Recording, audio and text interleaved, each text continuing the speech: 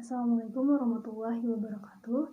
Sebelumnya perkenalkan, nama saya Vina Yuniadiyati, Presensi 37 dari kelas 202, kelompok 1 Hukum Perdata. Jadi di sini saya akan menjelaskan tentang pengertian, sejarah, dan unsur dari hukum perdata. Langsung saja yang pertama adalah pengertian dari hukum perdata. Jadi hukum perdata itu adalah hukum yang mengatur hubungan antara orang atau badan hukum yang satu dengan orang atau badan hukum yang lain di dalam suatu masyarakat yang menitikberatkan kepada kepentingan perseorangan, yaitu pribadi atau badan hukum. Selanjutnya adalah sejarah dari hukum perdata.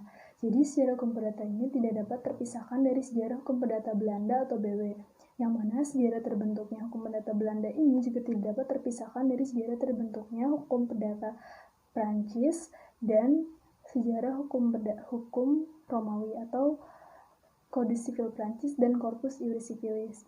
Nah, awal mulanya adalah Kaisar Justinianus pada pertengahan abad ke-6 Masehi.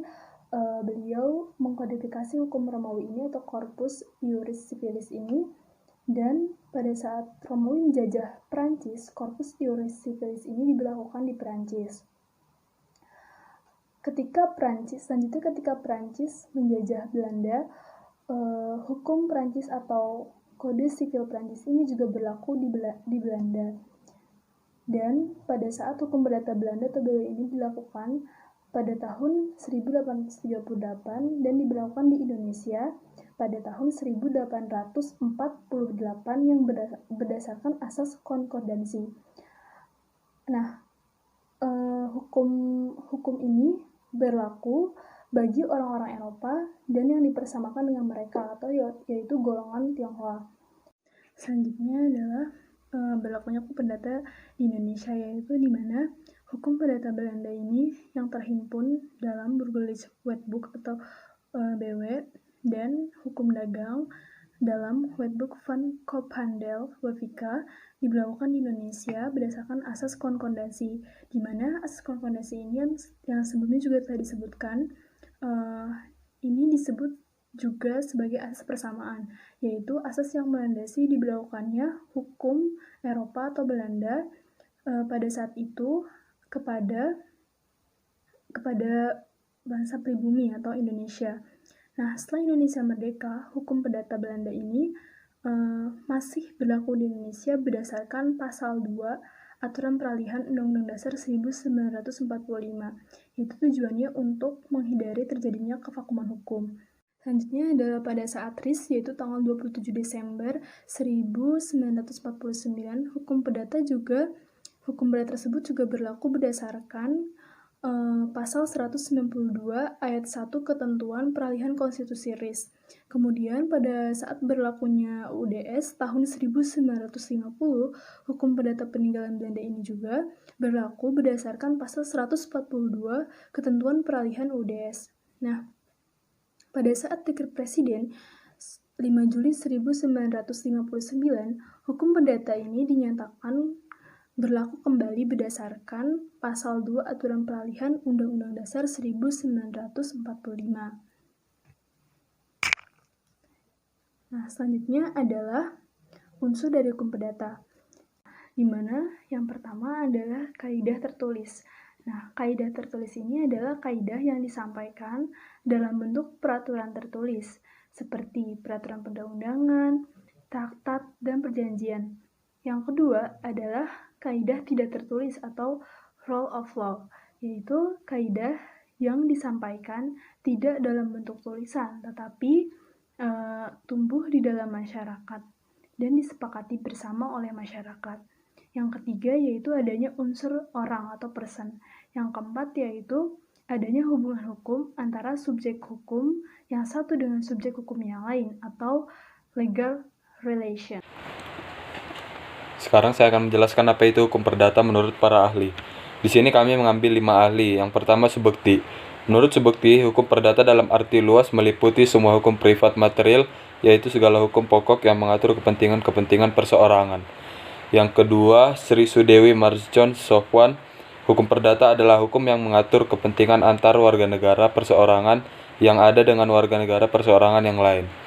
Yang ketiga adalah Wirjono Projodikoro. Menurut beliau, hukum perdata adalah suatu rangkaian hukum antara orang-orang atau badan hukum satu sama lain tentang hak dan kewajiban.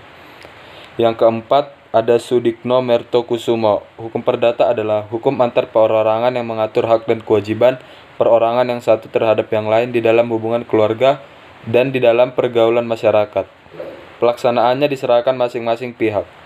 Dan yang terakhir adalah Aziz Safiuddin. Hukum perdata adalah hukum yang memuat peraturan dan ketentuan hukum yang meliputi hubungan antara orang-orang yang satu dengan yang lain atau antara subjek hukum yang satu dengan subjek hukum yang lain di dalam masyarakat dengan menitik beratkan kepada kepentingan perorangan. Selanjutnya, saya akan membahas hukum perdata dalam artian luas dan dalam artian sempit. Seperti kita sudah dengarkan 5 pendapat tadi, saya akan mengulang sedikit. Hukum perdata dalam artian luas adalah bahan hukum sebagaimana tertera dalam Kitab Undang-Undang Hukum Perdata atau BW, Kitab Undang-Undang Hukum Dagang atau WVK, beserta sejumlah undang-undang yang disebut undang-undang tambahan lainnya.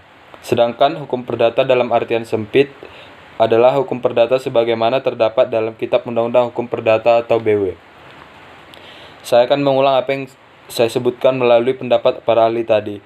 Subekti mengatakan bahwa hukum perdata dalam artian luas meliputi semua hukum privat material, yaitu segala hukum pokok yang mengatur kepentingan perseorangan.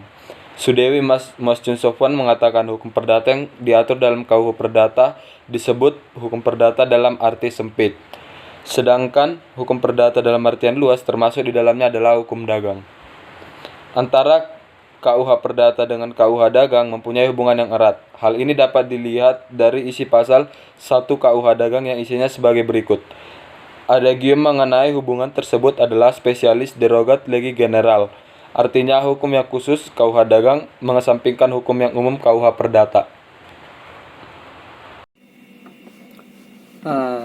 Assalamualaikum warahmatullahi wabarakatuh. Nama saya Kevin Novier Kaunang.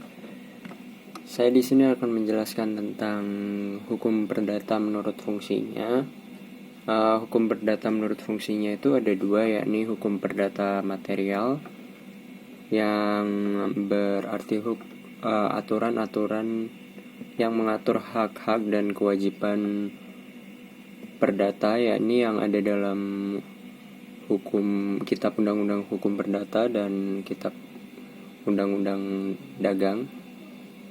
Lalu ada hukum perdata formil yang berarti aturan-aturan yang dimana melaksanakan dan mempertahankan kewajiban hak-hak dan kewajiban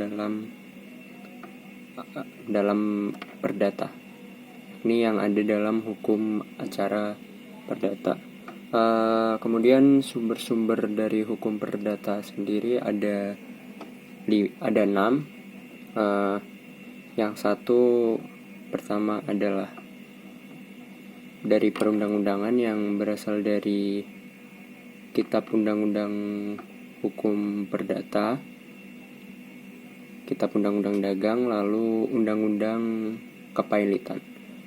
Untuk nomor 2 yakni adat yang berasal dari Indonesia asli dan yang berasal dari orang-orang timur asing bukan Tionghoa. Lalu yang ketiga ada hukum Islam yang berasal dari agama Islam. Terus yang keempat ada jurisprudensi, yang kelima ada kebiasaan, dan terakhir ada ilmu pengetahuan hukum. Sekian dari kelompok kami, presentasi kelompok kami. Terima kasih. Wassalamualaikum warahmatullahi wabarakatuh.